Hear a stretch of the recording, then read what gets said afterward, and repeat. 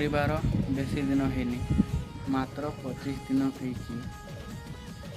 ଆଉ ମୋତେ ଏଇ 25 ଦିନ ଭିତରେ ସତରେ ଭୁଲିଗଲ? ମୁଁ ତମ ପାଇଁ ମୋ ଜୀବନ ଦେଇଦେଲି, କିନ୍ତୁ ତୁମେ ମୋତେ ସତରେ ଭୁଲିଗଲ? କେମିତି ରହିପାରିଲ? ଆରେ ତୁମେ ପୁରା ନିଜେ ମୋତେ କହୁଥିଲ ମୁଁ ତମକୁ ଛାଡ଼ି ଗୋଟେ ଦିନ କ'ଣ, ଗୋଟେ ମିନିଟ୍ ବି ରହିପାରିବିନି।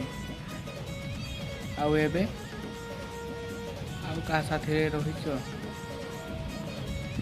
ମୁଁ ତୁମକୁ ସତରେ ଭଲ ପାଉଥିଲି, ମୋ ଜୀବନଠୁ ଅଧିକ। ଆଉ ତମେ ମୋ ସହିତ ଛଳନା କଲ, ଯେଉଁଟା ମୁଁ ଭାବିବି ନଥିଲି। ଆଜି ମୋ ମା ମୋତେ ଝୁରି ଝୁରି କାନ୍ଦୁଛି, କହୁଛି ପୁଅ ତୁ କେଉଁଠି ଅଛୁ, ମୋ ପାଖକୁ ଚାଲିଆ। ଆଉ ସେମିତି ମୋ ବାପା ବି ସବୁ କଥା ମନେ ରଖିଛନ୍ତି। ଟିକେ କଥାରେ ମୁଁ ରାଗିଯିବା, ଆଉ ସେ ଲୁଚି ଲୁଚି କହୁଛନ୍ତି ମୁଁ କେବେ ତୋତେ ଦୁଃଖ ଦେବିନି, ତୁ କେଉଁଠି ଅଛୁ, ମୋ ପାଖରେ ଥରେ ଚାଲିଆ। ମୋ ଗୋଟେ କୁଣି ଭଉଣୀ ଥିଲି, ସେ କ'ଣ ଜାଣିଥିଲା ତୁ ମୋ ସହିତ ଏମିତି କଲୁ। ଭଉଣୀଟା ମୋ ସହିତ ବହୁତ ଠଟା ମଜା କରେ। ମୁଁ ଯେଉଁଦିନ ଚକୋଲେଟ୍ଟି ଆଣେ ଖାଇବାକୁ, ସେ ଆଗରୁ ଖାଇଦିଏ ଆଉ କହେ ଭାଇ ମୁଁ ତ ଚକୋଲେଟ୍ ଖାଇଦେଇଛି। ମୁଁ ତାକୁ ବହୁତ ରାଗେ।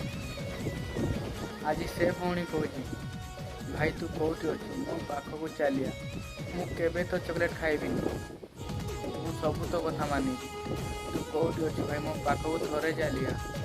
ସବୁ ଭଉଣୀ ଭାଇ ବୁଲିବାକୁ ଯାଉଛନ୍ତି, କିନ୍ତୁ ତୁ ମୋ ପାଖରେ ନାହୁଁ, ମୁଁ କାହା ସହିତ ବୁଲିବାକୁ ଯିବି। ମୋତେ ଏମିତି ଲାଗୁଛି ମୁଁ ସେ ଘରକୁ ଆଉ ଥରେ ଚାଲିଯାଆନ୍ତି, କିନ୍ତୁ ମୋ ଭାଗ୍ୟ, ମୁଁ ତୋ ପ୍ରେମରେ ଏତେ ପାଗଳ ଥିଲି ଯେ ମୁଁ ଯେଉଁ ଜାଗାକୁ ଏବେ ଆସିଛି ସେଇ ଜାଗାକୁ ଆଉ ଫେରି ପାରିନି। ଆରେ ମୁଁ ତ ତାକୁ ମନ ଦେଇଥିଲି ଯିଏ ଆଉ କାହାର ମନ, ମାନେ କଥାଟା ବୁଝିପାରିଥିବେ। ଆଉ ଭୁଲରେ ବି କେଉଁ ଝିଅ ତୁମକୁ ଏ ଧୋକା ଦେଇଛି କେବେ ବି ସୁଇସାଇଡ଼୍ କରିବନି, କାହିଁକି ନା ସୁଇସାଇଡ଼୍ କଲେ ସବୁବେଳେ ଏମିତି ହୁଏ, ତୁମେ ନିଜେ ସୁଇସାଇଡ଼୍ କରିଦେବ କିନ୍ତୁ ସେଇ ଝିଅ ସବୁବେଳେ ଖୁସି ରହିବ। ଆଉ ଗୋଟେ କଥା ଭାଇ, ସବୁବେଳେ ଲାଇଫ୍ରେ ଖୁସିରେ ରୁହ। ତୁମକୁ ସେ ଧୋକା ଦେଇଦେଲା, ସେ ଆଉ କାହା ସହିତ ରହିବ, ତୁମେ ତ ରହିପାରିବ, ତୁମେ ବି ମଣିଷ।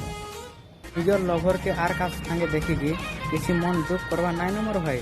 କାଁରେ କି ପୁନା କାଢ଼ି ହିଁ କବାଡ଼ି ବାଲା ଘିଞ୍ଚି। ଯଦି ଭାଇ ମୋ କଥାଟି ଭଲ ଲାଗିବ ପ୍ଲିଜ୍ ସବସ୍କ୍ରାଇବ୍, ସେୟାର, କମେଣ୍ଟ କରିବ। ମୋ ଚ୍ୟାନେଲ୍ ଓଡ଼ିଆ और यूट्यूब चैनल सब्सक्राइब। बाय, पुणी देखा।